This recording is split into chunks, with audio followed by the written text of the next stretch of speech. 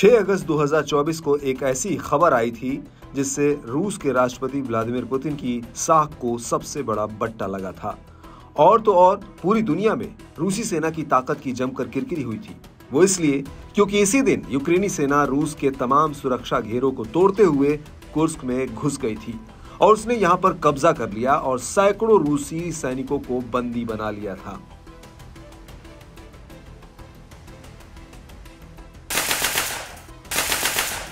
रूस के इतिहास में ऐसा पहली बार था जब किसी विदेशी ताकत ने रूस में घुसकर उसकी जमीन पर कब्जा किया हो।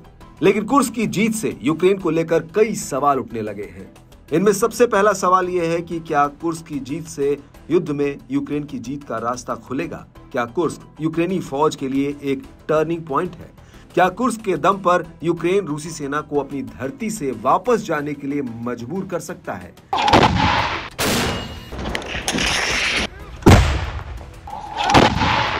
इन सवालों को लेकर एक्सपर्ट्स के अपने अपने तर्क हैं और इसको लेकर चैथम हाउस के रशिया एंड यूरेशिया प्रोग्राम के डिप्टी हेड ओर्सिया लुट्सेव का मानना है कि कुर्स्क की कार्रवाई यूक्रेन के लिए एक बड़ी जीत है जिसने पुतिन को अपमानित किया है। हाल के इतिहास में कभी भी ऐसा नहीं हुआ है जब किसी सैन्य ताकत ने रूस की जमीन में घुसपैठ की हो।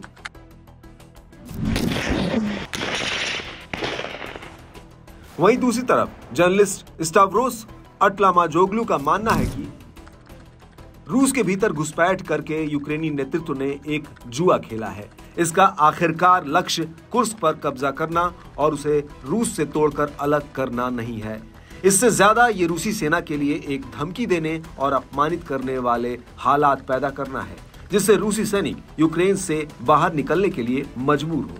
हालिया आंकड़ों के मुताबिक क्रीमिया को मिलाकर यूक्रेन में रूस के सैनिकों की संख्या, इसके अतिरिक्त कीव के हाथ में रूस की कब्जाई हुई जमीन के रूप में पुतिन से बातचीत के लिए मोल भाव करने की ताकत भी होगी।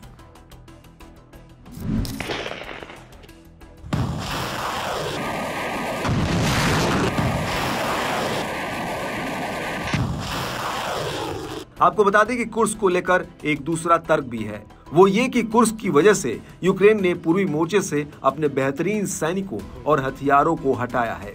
इकोनॉमिस्ट मैगजीन का कहना है कि रूस ने पिछले 2 महीने में अपने ज्यादातर संसाधन पोक्रोवस्क इलाके में झोंक दिए जो कुर्स्कोव का उत्तर पश्चिमी इलाका है, क्योंकि अब लड़ाई का केंद्र दूसरे कस्बों की तरफ मुड़ चुका है जो कुर्स्कोव से करीब 15 किलोमीटर दूर है।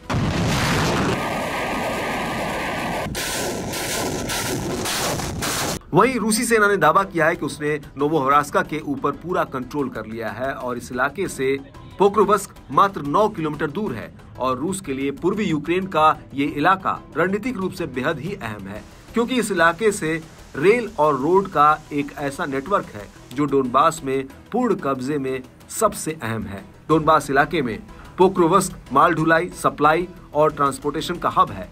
यहाँ पर कई आर पार मिलने वाले रोड और रेल नेटवर्क हैं जो यूक्रेनी फौज के लिए पूर्वी फ्रंट पर बने रहने में ऑक्सीजन का काम करते हैं।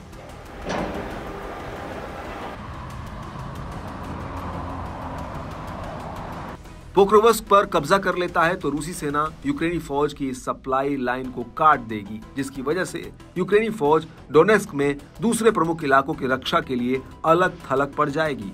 और अगर ऐसा होता है तो डोनेस्क इलाके में यूक्रेनी सेना धराशायी हो जाएगी, क्योंकि इन इलाकों में यूक्रेनी फौज पूरी तरह से सप्लाई लाइंस के ऊपर निर्भर है जो पोक्रोवस्क से होकर गुजरते हैं। इन रास्तों से यूक्रेनी सेना का गोला बारूद मजबूत होने का मौका और सैन्य सहायता मिलती है, और इनमें से एक भी सप्लाई लाइन अगर गड़बड़ाती है तो यूक्रेनी सेना के लिए रूसी फौज को रोकना भारी पड़ जाएगा, जिसकी वजह से रूसी फौज यूक्रेन के और ज्यादा इलाकों को कब्जा लेगी।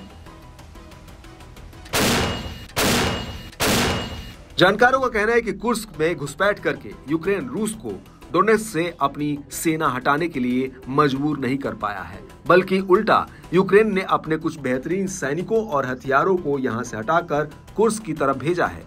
इसकी वजह से डोनेस्क में यूक्रेन की रक्षात्मक स्थिति न सिर्फ कमजोर हुई है बल्कि उसकी मौजूदा सैन्य ताकत की कमी और ज्यादा बढ़ गई है, जिसके बाद ये कहना गलत नहीं होगा कि यूक्रेन की कुर्स्क में घुसपैठ यूक्रेनी सैनिकों के लिए एक मनोवैज्ञानिक जीत हो सकती है। लेकिन अगर रूस ने पोक्रोवस्क पर कब्जा कर लिया तो ये पुतिन की सही मायने में एक सैन्य रणनीति की दृष्टि से एक बहुत बड़ी जीत होगी।